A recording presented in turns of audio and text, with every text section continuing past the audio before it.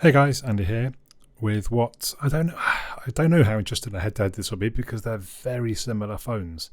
But here we go. So on the left is my brother's Pixel 6a with the Google Tensor 5nm chipset, the octa-core CPU, the Mali G78 MP20, 128GB of storage and 6GB of RAM with the UFS 3.1 file system. And then on the right is the Pixel 6 with the Google Tensor 5nm, the octa-core chipset, the Mali G78 MP20, 128GB of storage and 8GB of RAM with the UFS 3.1 file system. So I honestly actually didn't realise they were exactly the same apart from the RAM until I was just looking at these specs just now. So yeah, not that much between them perhaps, but let's see how they get on. And we'll start off with the fingerprint sensor test. And actually, the 6A unlocked quicker in that instance. We'll go best of 3 though, because it was quite close. I think they were pretty much identical there. Give it one more attempt. And again, pretty much identical. But the 6A, the first one, it went through quicker, so I'm going to award that to the 6A. We move on to Angry Birds 2 opening test. And it's looking pretty even. I mean, you expect them to be even. They're very similar hardware. But actually, the 6A sneaks through only by sort of, half a second to a second. But it is, has opened quicker. So I'm just going to clear memory of both devices again and we'll go for another one. And the 6 looks to be leading away at this point. Can it hold on through the latter part of the opening? Yep, so the 6 has leveled it up at, has it? Wait, yep, at 1-all. So we better go for a decider again. I'll clear memory down. We'll open the app and it looks like the 6 is leading the way. Can it get through? Yeah, in fact, it looks like each time we ran it, the 6 got a bit better. So the Pixel 6 wins the Angry Birds 2 opening test. We're going to move straight on to Geekbench 5. It's not a particularly interesting benchmark to watch, so we will skip ahead to the final results. And I mean, it's not particularly a surprise, I don't think. They are pretty much identical scores. Single core and dual core. I mean, again, it is almost identical hardware, so it shouldn't be a surprise. But at the same time, the 6A is the budget device. You it's performing the same. So that was a tie. We're going to go on to the GPS. I cleared the AGPS state. I closed the app down. I opened the app back up again, and it actually, I think it just sort of, it managed to maintain the locked state. So both devices do really well. I'll give it a tie. We're going to go back inside to check out the speakers.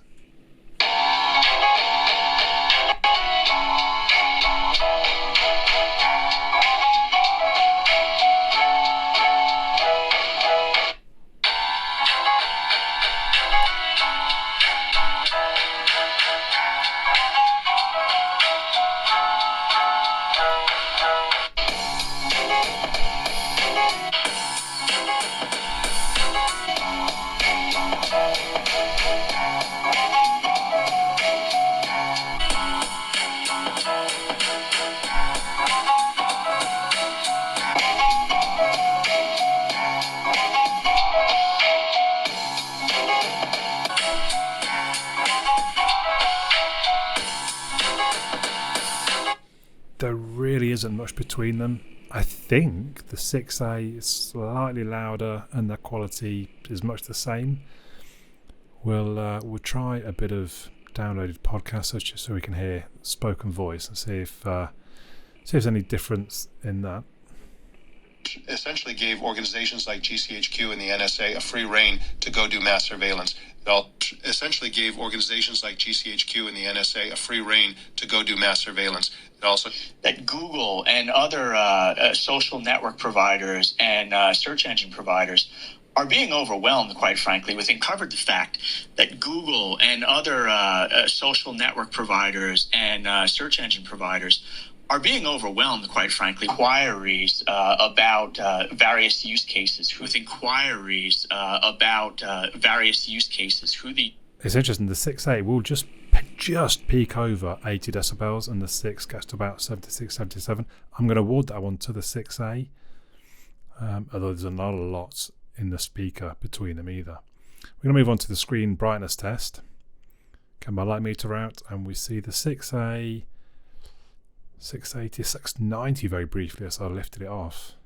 730, 681, 730 again. So yeah, the Pixel 6, not by a huge amount, but the Pixel 6 does have the brighter screen and wins the screen brightness test.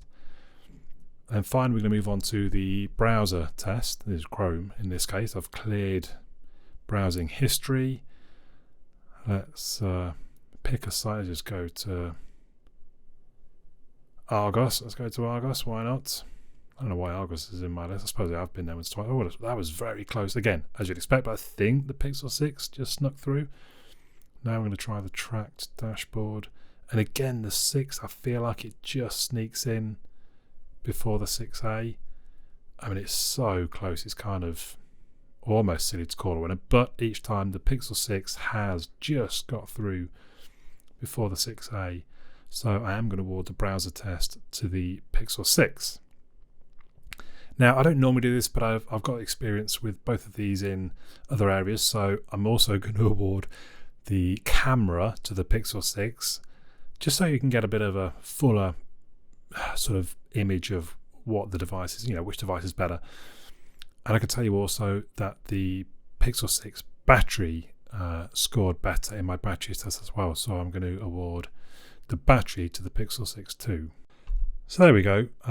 Hopefully that's been at least slightly useful to you. The Pixel 6 beats the Pixel 6a 5-2. So the 6a at £399 certainly, I would say, held its own very well against the Pixel 6, which I think is still $599, but probably could be found at various offers around the place. So both, I personally think, very good devices for the money that you pay. Please do let me know your thoughts in the comments down below. I do read all and reply where appropriate. But for now, my name's Andy, and I'll catch you all again soon.